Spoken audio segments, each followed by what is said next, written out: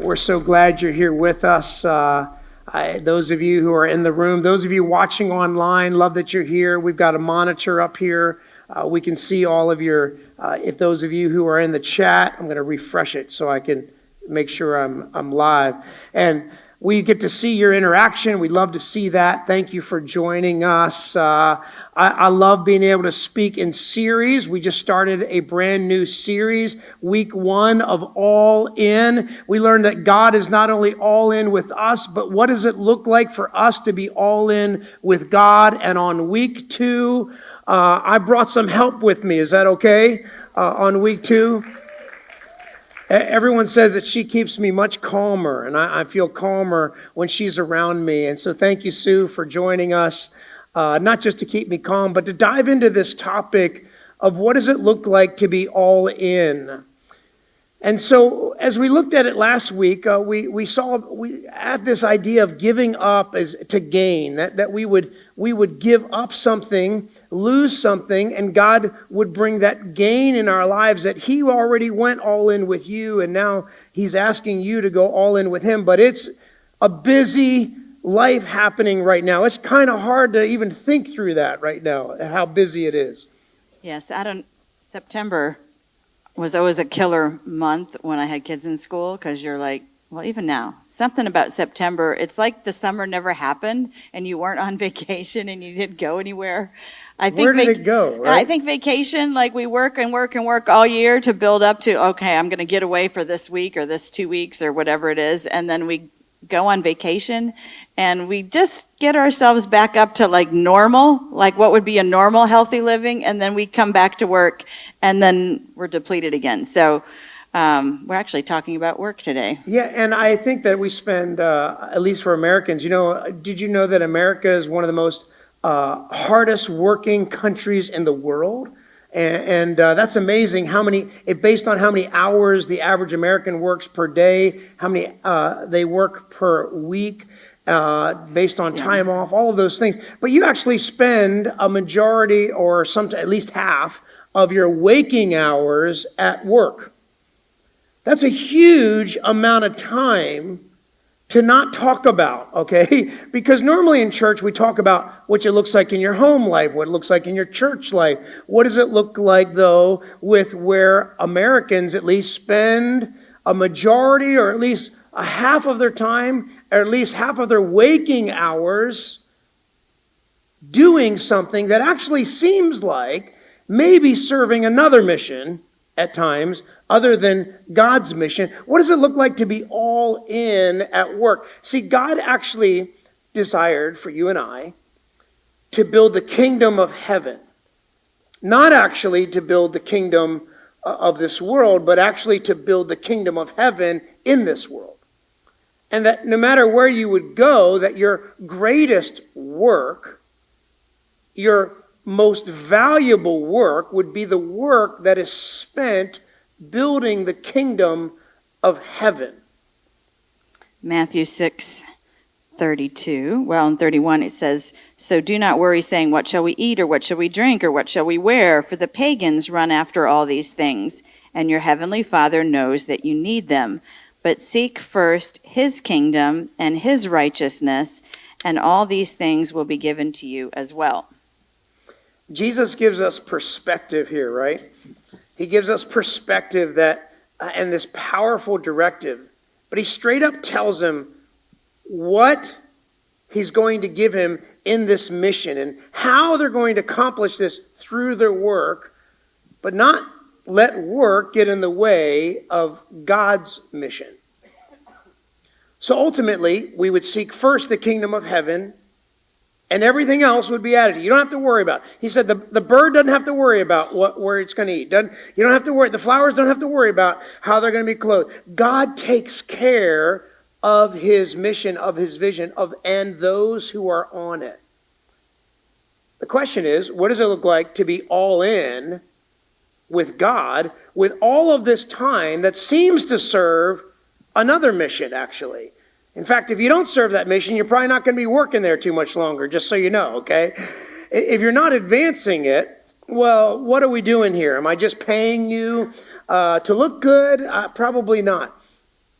But what does it actually look like to be all in? Well, there's this great kingdom passage in Matthew chapter 11 that we want to spend our time with. If you're new here or you're just checking us out, we usually open the Bible and spend some time in one passage of scripture, and we take it phrase by phrase and let God speak to us. So in Matthew chapter 11, we'll put it on the screen as well. You can look it up in your devices or in your Bible.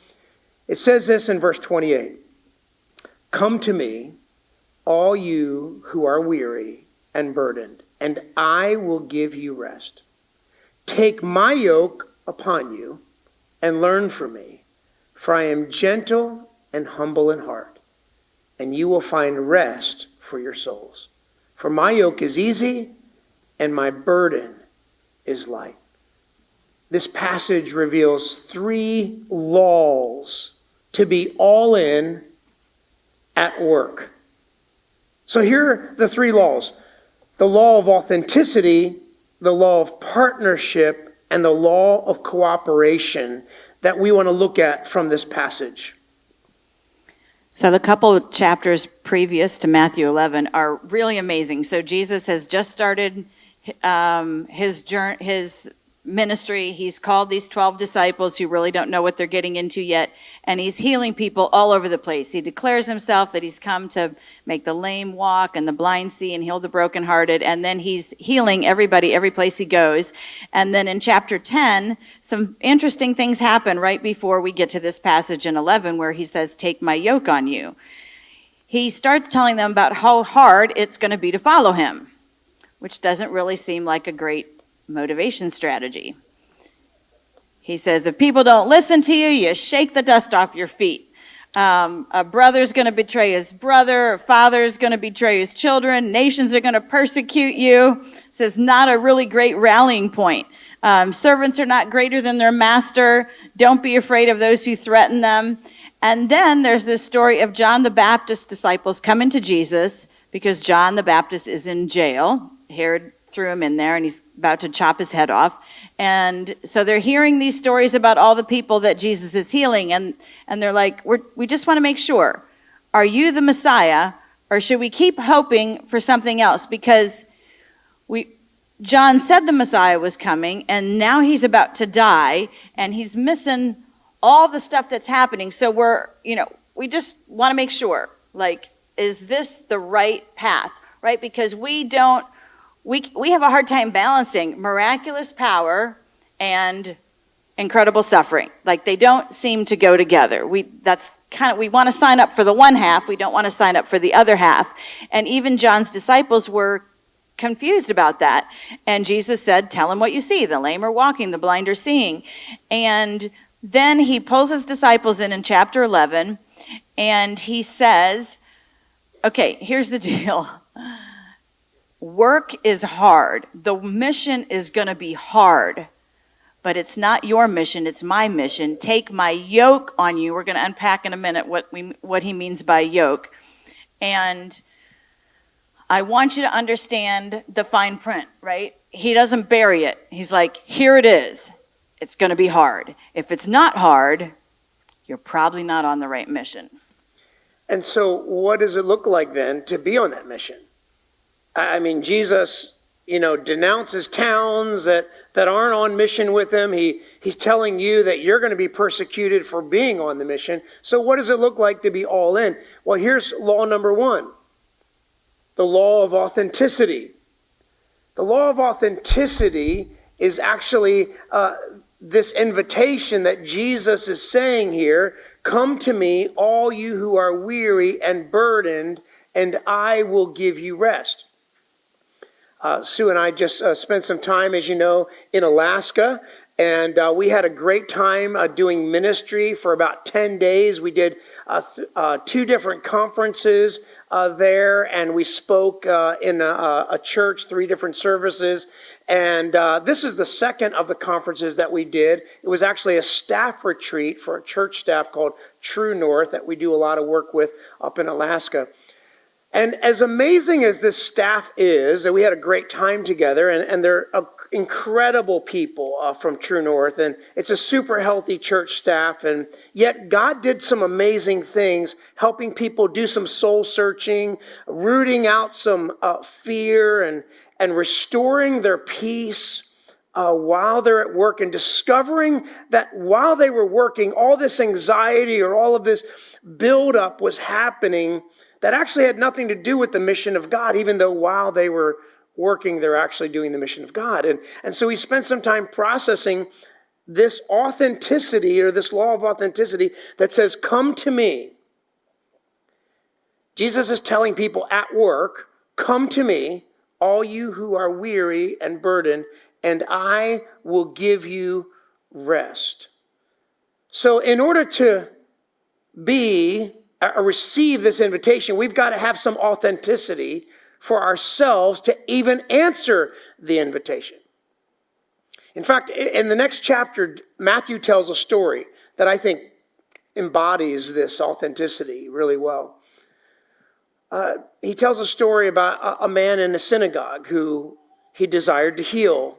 And he was, of course, debating with the religious leaders there. And he said to them in Matthew 12:11, if one of you has a sheep and it falls into the pit on the Sabbath, when you're not supposed to work, will you not take hold of it, lift it out? Well, how much more valuable is a person than a sheep? So therefore, is it lawful to do good on the Sabbath? Then he said to the man who he desired to heal, stretch out your hand. So now he's telling the man who has worked his whole life, probably, this withered hand that he's probably kept in his side tunic. He's probably kept it buried. He's never shaken any of his hands. He's never made sure he's not present. And he can't be in the temple if he's not whole. So he just wants to worship. And Jesus is like calling him out in front of everyone. And I feel like I feel so bad for this guy, you know. He wants to worship, and Jesus is saying, hey, do you want to hide? Or do you want healing? And you can't have both.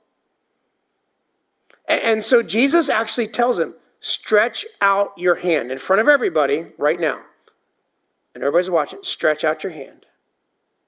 And he did so. He stretched it out, and it was completely restored, just as sound as the other.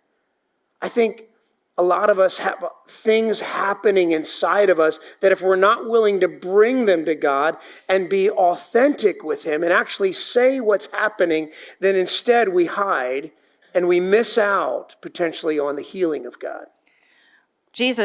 God is all about restoration. It was his plan from the beginning. So if we look at the very beginning of the Bible, Genesis, when he creates humans, a couple interesting things. One is he gives them a job to do. He gives them work. It is fulfilling work. It is unique work. And he gives them something to do and parameters in which they're supposed to do it. Then, of course, by chapter 3, they've already blown it. Right? They've already done the only thing that they're not allowed to do in the garden. It's like a 2-year-old. He had one job. You say, don't touch that. What are they going to do? They're going to touch it. They go to the one thing they're not supposed to do, and they feel immediate guilt and shame, right? That's from the devil. God's not making them feel ashamed. They feel ashamed, they cover themselves, and they hide, right? Because when we do something that's wrong, that we know is against the plan that God has for us, we want to hide it up. It's like the man with the withered hand. We come to church and try to look all, like we got our act together. And they don't want God to know. Like they think they can hide it from him. Hello, he just made the whole world. I think he knows that you're hiding in the bush. He knows what's going on. And this is what sin does. It interrupts the plan that God already has for us. And what work was supposed to be fulfilling and life-giving now becomes a burden. That's part of the curse. Now you're going to work by the sweat of your brow. Now having kids is going to hurt.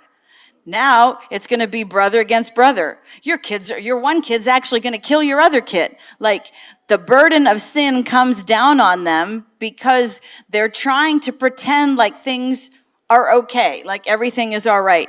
And this was the whole mission of God. When Jesus came to the earth, he said, I want to restore you to fellowship with me. That's the whole reason for Jesus dying on the cross, right? Is to restore us to the place that God wanted us to be. So with each one of these laws, so to speak, there's a warning that comes with it, right? So what gets in the way then? What gets in the way of authenticity? Well, what gets in the way of authenticity is exactly like the story that Matthew tells, is hiding, right? That's what gets in the way of, is hiding. Ephesians chapter 5, it says this, for you were once in darkness, but now you are light in the Lord. You are live as the children of light. For the fruit of the light consists in all goodness, righteousness, and truth. And find out what pleases the Lord. Have nothing to do with the fruitless deeds of darkness, but rather do what? Expose them. He's not just talking about expose the darkness of the world. Okay, that's how we like to take it. Because that's how we hide, right? How we hide is we point the spotlight on someone else. Hey, look at all the sin of these people. You know, it's just like what our boys used to do growing up, right? Mom, look what he's doing, okay? Look what he's doing to me. And what we always had a rule, remember we always had a rule? I had a no tattling rule because I figured if you're tattling, you're just as selfish as the next person and you're both getting punished, so. So she would invite them both up and say, okay, I want to hear the whole story. I want to hear the whole story. And it was like really great. Yeah, I want to hear the whole story. Both of you sit down. Okay, when you're ready to tell me what you did, no, he didn't, no, not what he did. When you're ready to tell me what you did, then we're going to start. And both of you are going to tell me what not what your brother did. So sometimes it took a while. Sometimes, parenting is not for cowards. Sometimes they were like, no, I'm good, never mind. No, he's fine, we're good. There's no problem here, nothing to see here, because we want to hide. And so hiding actually gets in the way of this invitation. Jesus said, come to me, all you who are heavy burdened. Well, the catch to the invitation is that you're willing to come and actually expose what is in the darkness in your life and say, hey, I want to bring and pray the prayer that David said. Search me, oh God. Search me. Put the spotlight on me, God. That's the law of authenticity. And number 2, the law of partnership. Now, I said we spent about 10 days in awesome ministry, and then we spent a few days having some fun. We did some exploring around Alaska, and then we, on our way home, stopped in Seattle.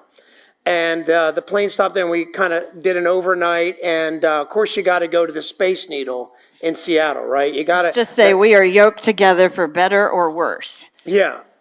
So it's all good. Yeah, I mean, I like to have fun. It's adventuresome. And sometimes you lose your balance when you're having fun and you need a little help. And thank God Sue was there to save me from disaster, from falling from the top of the Space Needle. And I didn't edit the picture well because clearly you know that there's glass there and you know that that's not happening. And the real burden is just doing life with me probably more than anything. But you guys can now relate to Sue and the struggles that she has. And you can't go to the top of the Space Needle and not do that picture. Actually, this man was there while Shane was pretending to fall off, and he goes, would you like to be in the picture? I was like, no, the shenanigans are always him. And but he's he like, convinced you. He's like, you got to get in the picture. So I was like, all right. He was like orchestrating, like, no, come on. You know? We needed to upload I was like, those yes, so I don't know. I didn't even pay him or anything. It was awesome. 3 people enjoyed it anyway. Yeah, that's right. I enjoyed it anyway. But here's what he says in verse 29. Take my yoke upon you. and learn from me, for I am gentle and humble at heart, and you will find rest for your souls. For my yoke is easy and my burden is light. So what's a yoke? A yoke is a work tool, right? So Jesus is actually telling you that you can have rest while you're at work. You can actually be at rest. Now, only with God, right, is this possible.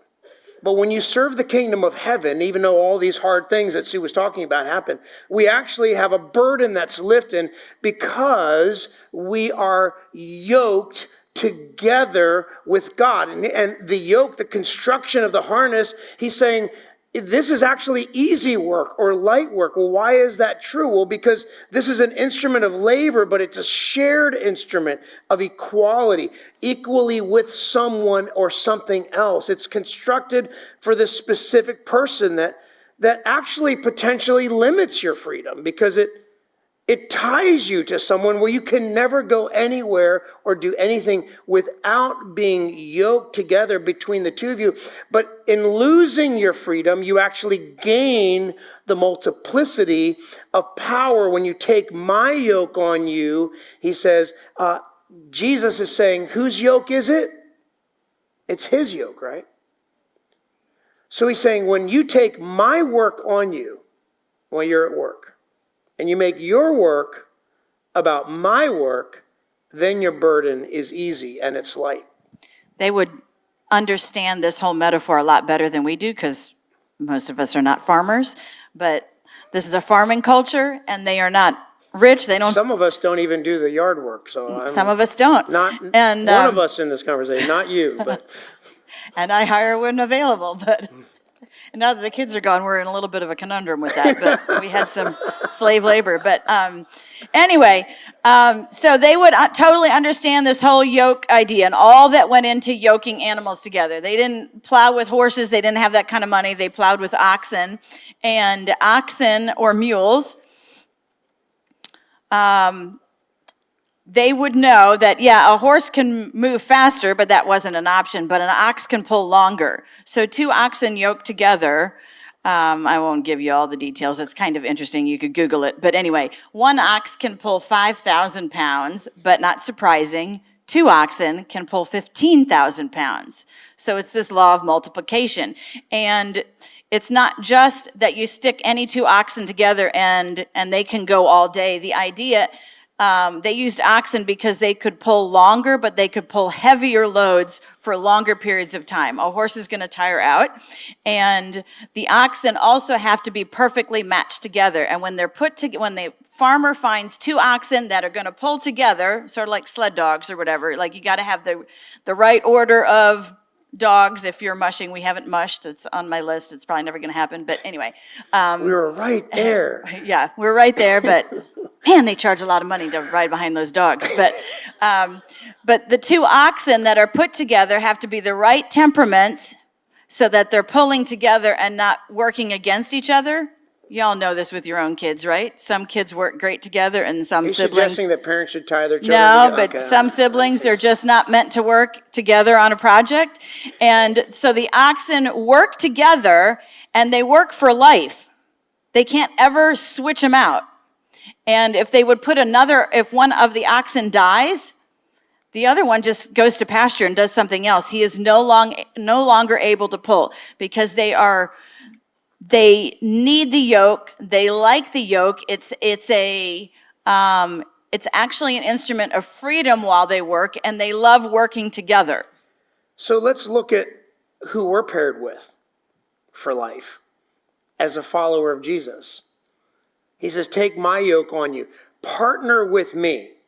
So the law of partnership is not just a law of finding someone to work with. It's actually an invitation to work with God and allow him to be partner. And he gives you his resume. He says, take my yoke upon you, for I am gentle and humble in heart, and you will find rest for your souls. So he's saying, I'm gentle, I'm humble. Philippians 2, Jesus humbled himself, took on the form of a man, and even took on the execution, allowing humans who he created to execute him, brutally so that he could be partners, he could be in partnership with you. But here's, like everything in this, if we don't take that yoke, if we're not partnered, we have a problem in our work. Because many of us don't want to partner, and here's why. Because it sounds like we're losing something. It sounds like in order to follow Jesus and we have to give up everything. Because remember what Jesus said right at the beginning, that put the kingdom of heaven above everything you're doing. So you can't just be at work to be at work and serve that mission. You have to have another mission that's greater than that mission, driving everything you do, the way you do it, when you do it. And people are, oh, that's a lot. So like everything, there's something that works against this partnership. Yeah, so the warning in partnership is to stop performing. You're not stepping up to the place to perform a role, and this guy next to me better do his half of the work because I'm stuck with him. Take my yoke on you is a choice. It's active. Nobody's cramming me into the yoke.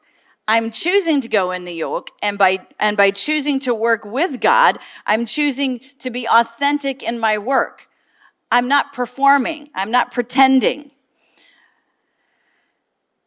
This solves a lot of problems with the jealousy, competition, etc. that happens in the human existence, right? That no matter what we're doing, we're always measuring ourselves against somebody else. Well, of course, they're doing great. It's easier for them. Or, well, I can't do that because of such and such. Or I tried to do that, and I'm just a failure. I'll never be able to do that. Or, I think what I did is fine, and look what everybody else is doing. Like, we can go down any one of those spirals that give excuses or reasons for why we're not doing what God's called us to do.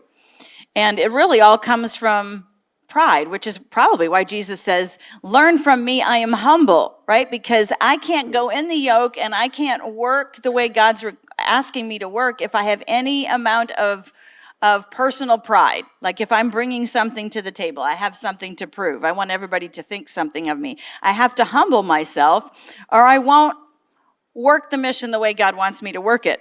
C.S. Lewis says in Mere Christianity, pride gets no pleasure out of having something, only out of having more of it than the next man. Interesting.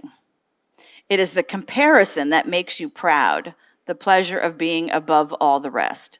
Once the element of competition is gone, pride is gone. This explains why we can never have enough, right? People aren't proud because they're rich, right? Or because they're talented or because they're beautiful. We get proud when we decide that, oh, I've got more than so-and-so. I'm better looking than this person. It's the competition and comparison that makes us proud. And I think that solo idea of doing life, hey, almost like our culture teaches us to do it on our own. Because if you want it done right, do it it just kind of builds into us this idea that we're gonna pull it off on our own. And the law of partnership is exactly opposite of that. And if you're trying to perform, it gets in the way of this partnership. So there's this law of authenticity, there's a law of partnership, and then number 3, there's a law of cooperation. It's a different kind of rest that happens for us that Jesus promised than just the kind of taking off. We got some grandparents still in the room. We got Grandparents' Day happening in kids' church today. So a lot of our grandparents are over there. But you finally get time on your hands when you retire, or you think, oh, I'm going to take some vacations and I'm going to do that. But is that the rest that Jesus is promising? He says, take my yoke on you and you will find rest for your souls. For my yoke is easy and my burden is light. Go ahead. So, no, you're good. I just took a breath early. Okay. So this word, I was like, not my turn. Okay. It's like a fake. All right. Rest. We're so yoked together. Okay. So this word rest in Greek is actually this idea of restoration. So there's a difference between rest and restoration. Rest means, sleep, take a nap, tranquility, peace. It's inactive. It's a static state of resting. I'm not doing anything if I'm resting. Restoration is an action. It's the act of being renewed, revived, reestablished, reconstructed, or returned to an original or correct state. That's exactly the whole point of the gospel, is to return us, to restore us to the original state in which God created us in Genesis, that we have completely messed up for thousands of years because we're so busy competing and performing and comparing and working and working and working, and we're not doing God's work. We are working to feel better about ourselves and to improve our station in life or whatever. And this idea of you will find rest for your souls actually means you will find restoration. God will restore you internally to the person that he created you to be when he said everything is good. The warning here then is that we cannot be in cooperation if we're constantly comparing. They're incongruent with each other. When we avoid sin, well, the truth about sin in James, he says, when you look in a mirror and you see how you are and then you walk away and go, looks fine to me, that man will not receive anything of the Lord. He is not going to be renewed by the Spirit of God because he's not even willing to admit what's wrong. Back to the apologies, right? If you don't admit what's wrong, you don't admit your part in something, that relationship can never be restored. You can be sorry it happened, but if you don't own your part in the sin, if you don't own your infraction, the relationship remains awkward and ununified. When we avoid facing responsibility, essentially we're just hiding what happened. We just, get more complex about the way that we do it the older that we get. We just avoid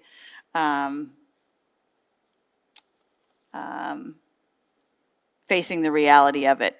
So I don't know, do you want me to read this quick quote about comparison or not? Well, with everything, like go ahead. there's a warning. You can read it. I got nothing about reading. It is one of your favorites, so you should read it. But like what's I do love a good quote.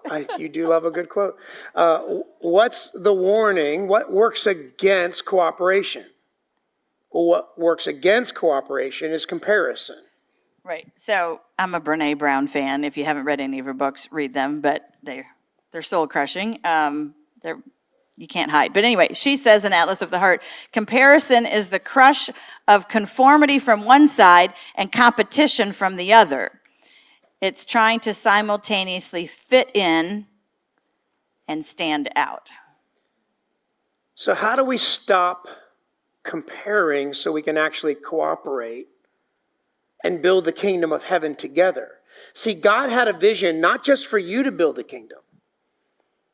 He had a vision for everyone who would come to him, that all of us would come to him, and all of us would be restored back to that garden state when he brought man and woman together to complete one another, and he believed it was good. He was making a statement for all of mankind that he designed you to be in relationship. He designed you to be, and it doesn't need to be husband and wife. It can be in relationship. He talked about his church as his family. He talks about his church as his body. He talks about his church as his bride.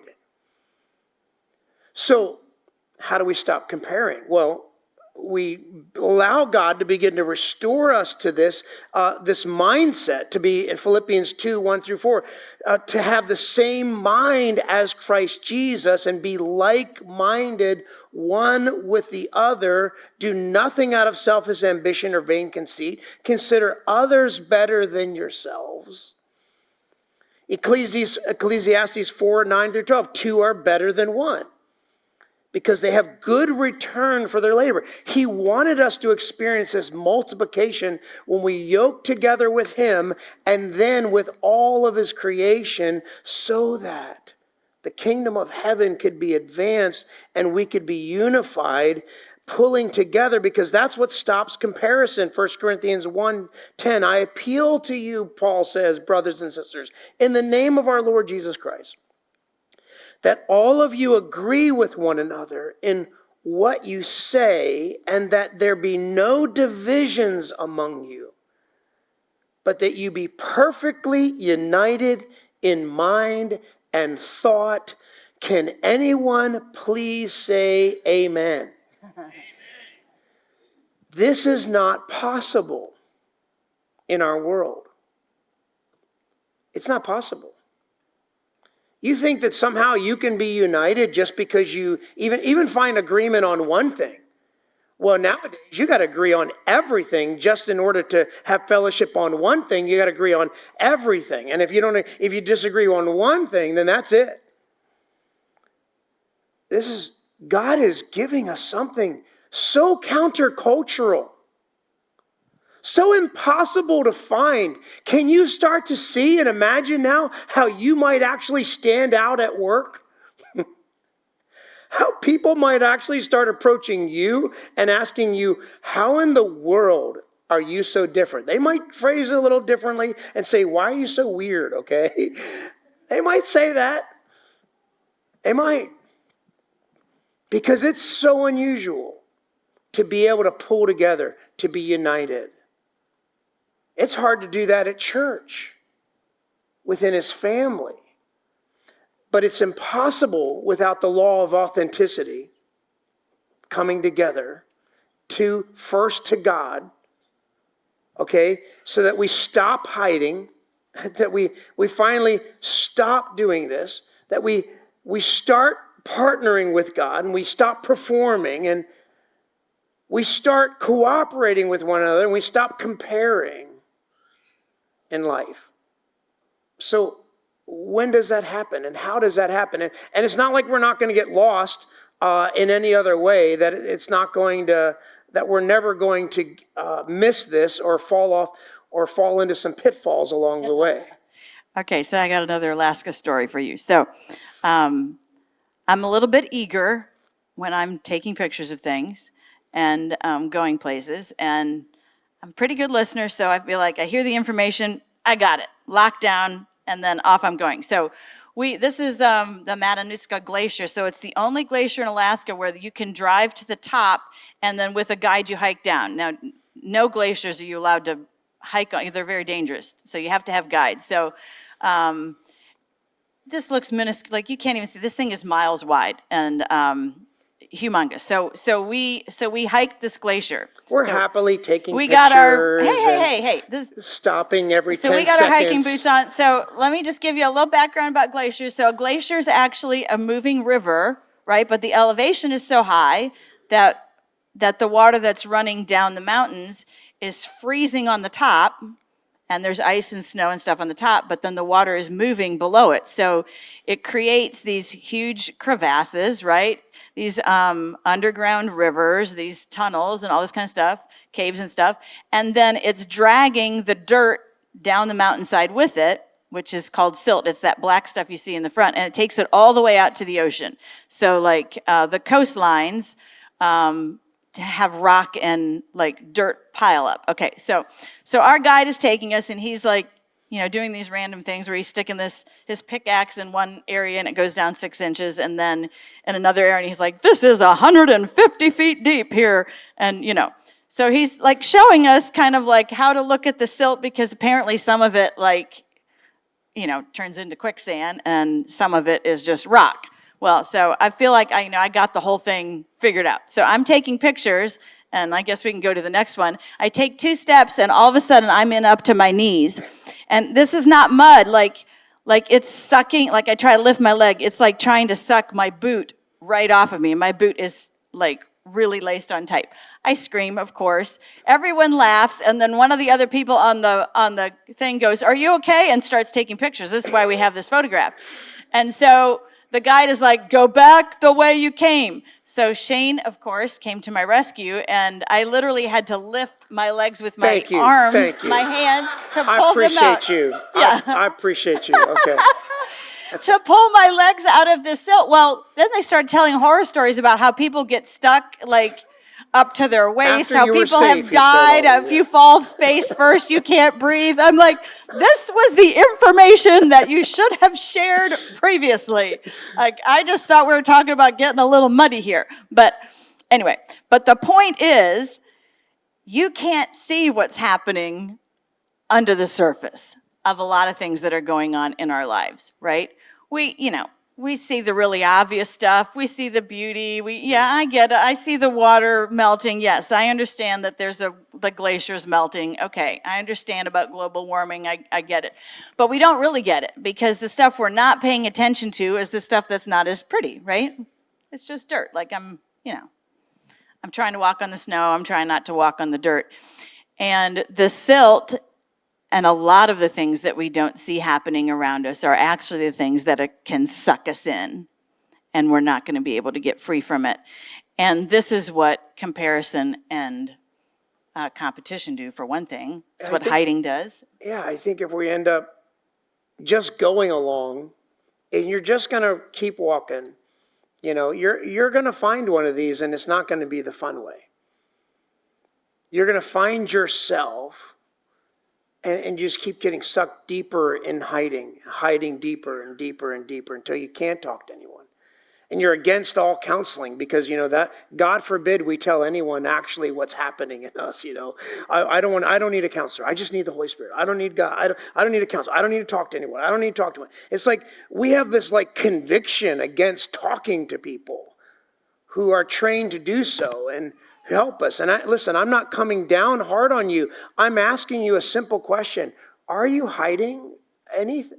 Is there something under the surface that maybe you're not seeing that you better be careful? Are you beginning to do this? And Jesus is saying, come to me.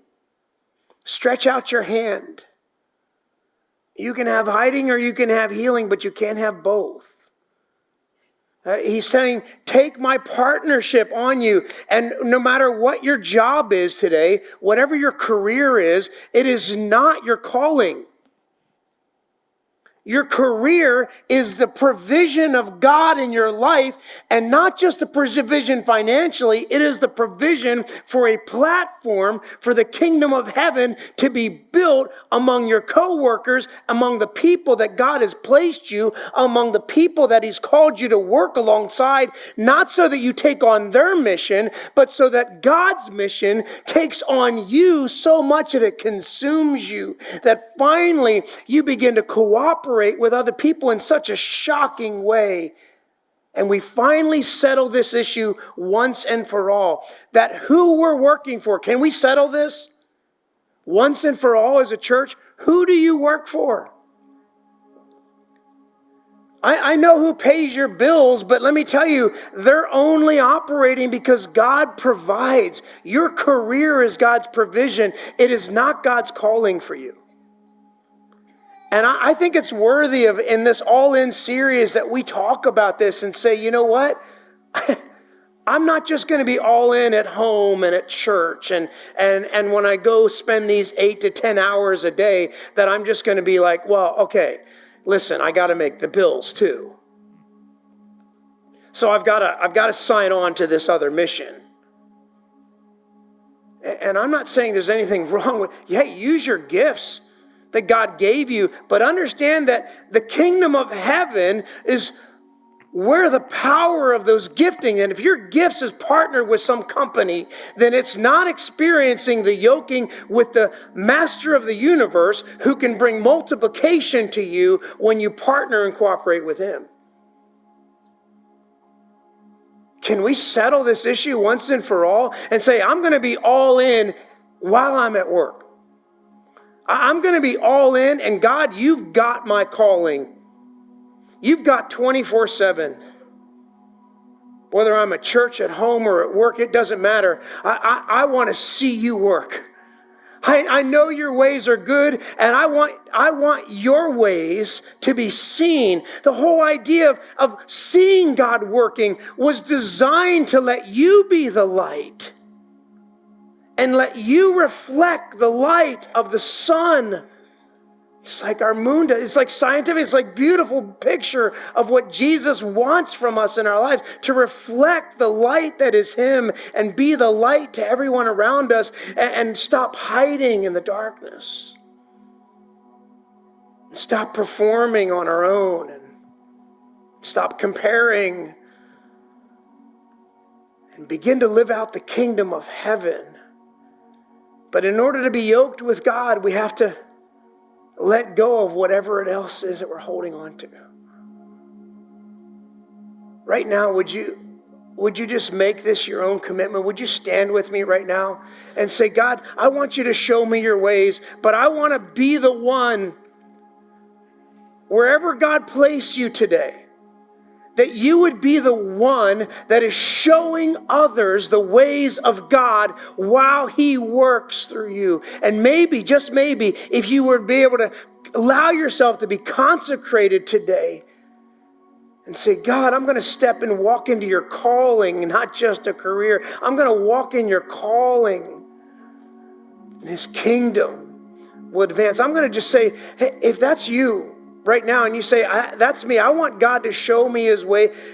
I want God to show the world his ways through me while I'm at work. I want to be all in, and I want to make a commitment to that. We want to open up this altar right now and say, God, show me your ways, but let me be the one who's walking with you. If that's you, just come on and pray with us right now.